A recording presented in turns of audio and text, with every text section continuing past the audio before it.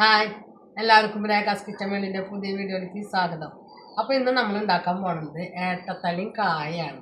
അപ്പോൾ നമുക്ക് വീഡിയോയിലേക്ക് പോകാം. അപ്പോൾ നമ്മൾ ബീഫ് കറി വെക്കാൻ വേണ്ടിയിട്ട് 1 കിലോ ബീഫ് എടുത്ത് വെച്ചിട്ടുണ്ട്. പിന്നെ നമുക്ക് അതിലേക്ക് ആവശ്യമുള്ള സാധനങ്ങൾ 3 സബോള ചെറുതായി കാരണമാണ് കേട്ടോ. 3 സബോള എടുത്തിട്ടുണ്ട്, 1 ഇഞ്ചി എടുത്തിട്ടുണ്ട്, 3 തണ്ട് കറിവേപ്പില, പിന്നെ വെളുത്തുള്ളി 2 കുടം വെളുത്തുള്ളി എടുത്തിട്ടുണ്ട്, 8 പച്ചമുളക് എടുത്തിട്ടുണ്ട്. നമുക്ക് ബീഫൊക്കെ ഒന്ന് കഴുകി വൃത്തിയാക്കി എടുക്കാം. അപ്പൊ നമുക്ക് ഇനി കറിക്ക് ആവശ്യമായ പൊടികളൊന്ന് വറുത്തെടുക്കാം, ചൂടാക്കി എടുക്കാം. അപ്പൊ അതിനായിട്ട് ഞാൻ 1/4 ടീസ്പൂണ് മല്ലിപ്പൊടി ഇട്ട് കൊടുത്തിട്ടുണ്ട്, 2 ടീസ്പൂൺ മുളക് പൊടി,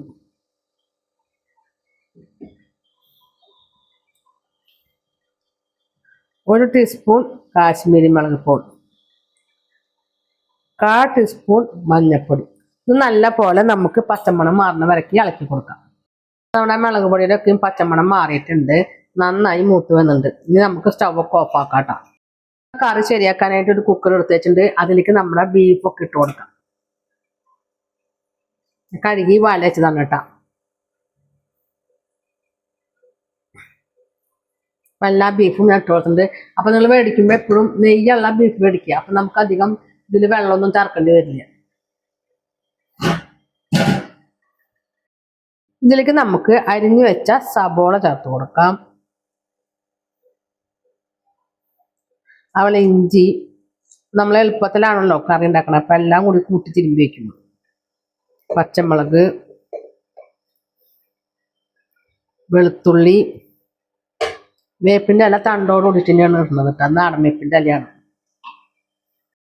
ഇതിലേക്ക് നമുക്ക് ഇനി 1 ടീസ്പൂണോളം കുരുമുളക് ചേർത്ത് കൊടുത്തിട്ടുണ്ട് കേട്ടോ, 1/4 ടീസ്പൂൺ പെരുംജീരകപ്പൊടി,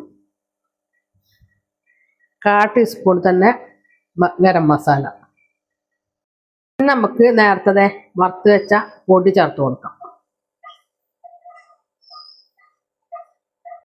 നമ്മൾ കറിക്ക് ആവശ്യമായ ഉപ്പ് ചേർത്ത് കൊടുക്കുന്നുണ്ട് കേട്ടോ. കുറച്ച് വെളിച്ചെണ്ണ വെച്ച് കൊടുക്കാം. നമുക്കിനി കൈ കൊണ്ട് തന്നെ ഇത് നന്നായി മിക്സ് ചെയ്യാട്ടോ. അപ്പൊ നമുക്ക് കുക്കറിൽ ഇട്ട് വെക്കുന്ന കാരണമാണ് അതിൽ ഇട്ടിട്ട് മിക്സ് ചെയ്യുന്നത്. നിങ്ങൾക്ക് വേണമെങ്കിൽ വേറൊരു പാത്രത്തിൽ ഇട്ടിട്ട് മിക്സ് ചെയ്തിട്ട് കുക്കറിലേക്ക് പകർത്താട്ടോ. നമ്മുടെ ബീഫ് എല്ലാ പൊടികളും മസാലയൊക്കെ ആയിട്ട് നന്നായി കൂട്ടി തിരുമ്പി വെച്ചിട്ടുണ്ട്. ഇനി നമുക്കൊരു 10 മിനിറ്റ് റെസ്റ്റ് ചെയ്യാൻ കൊടുക്കാട്ടോ.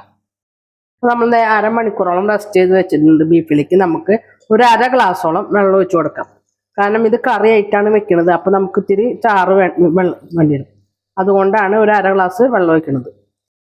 പിന്നെ നമുക്കിതിൽ ബീഫിൽ നല്ല നെയ്യുള്ളത് കൊണ്ട് അതിന്റെ വെള്ളം കൂടി ഉണ്ടാവും. ഇനി നമുക്കിത് മൂടി വെച്ച് 5 വിസിലടിക്കാട്ടോ.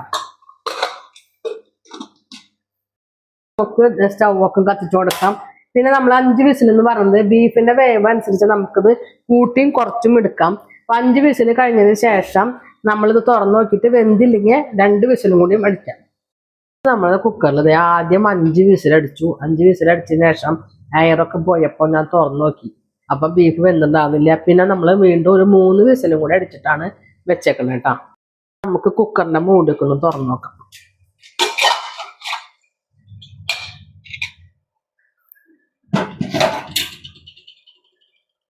അപ്പൊ അത് ബീഫൊക്കെ നല്ല പോലെ വെന്തുണ്ട് കേട്ടോ. ഇനി നമുക്ക് അതിലേക്ക് ഉള്ളി കാച്ചി വെക്കണം. അപ്പൊ അതിനായിട്ട് നമുക്കൊരു പാത്രം അടുപ്പത്ത് വെക്കാം.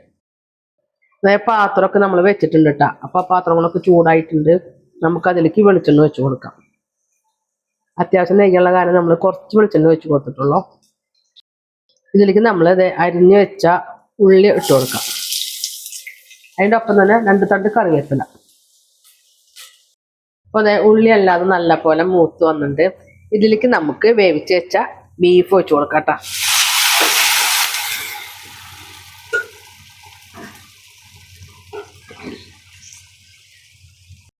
നമ്മൾ ഇതിലേക്ക് എല്ലാതും ഒഴിച്ചിട്ടുണ്ട് കേട്ടോ. ഒന്ന് ചാറൊന്ന് കുറുകിയതിന് ശേഷം നമുക്ക് 5 മിനിറ്റ് കഴിയുമ്പോൾ തീയൊക്കെ ഓഫാക്കി കൊടുക്കാം കേട്ടോ. അതായത് നമ്മുടെ ബീഫ് കറി വറ്റി കുറുകി നല്ല ഇതായിട്ട് കേട്ടോ. അപ്പൊ എൻ്റെ വീഡിയോ ഇവിടെ വൈൻഡപ്പ് ചെയ്യാണ്. വീഡിയോ ഇഷ്ടപ്പെടുകയാണെങ്കിൽ ലൈക്ക് ചെയ്യുക, ഷെയർ ചെയ്യുക, സബ്സ്ക്രൈബ് ചെയ്യുക, കൂടെ ബെൽ ബട്ടൺ അടിക്കുക. അതിൻ്റെ ഒപ്പം തന്നെ ഓൾ എന്നുള്ള ബട്ടൺ കൂടെ അടിച്ചു കഴിഞ്ഞാൽ ഞാൻ ഇടുന്ന വീഡിയോയുടെ നോട്ടിഫിക്കേഷൻ വരുന്നിരിക്കും. അപ്പോൾ എല്ലാവരും എല്ലാ മടിയന്മാരും മടിച്ചുകളും ഇങ്ങനെ ബീഫ് എളുപ്പത്തിൽ ഇങ്ങനെ ഉണ്ടാക്കി നോക്കിയിട്ട് അഭിപ്രായം പറഞ്ഞോളാം. പുതിയൊരു വീഡിയോയുമായി വീണ്ടും വരുന്നതായിരിക്കും. അതുവരെയും ടാറ്റ ബൈ ബൈ.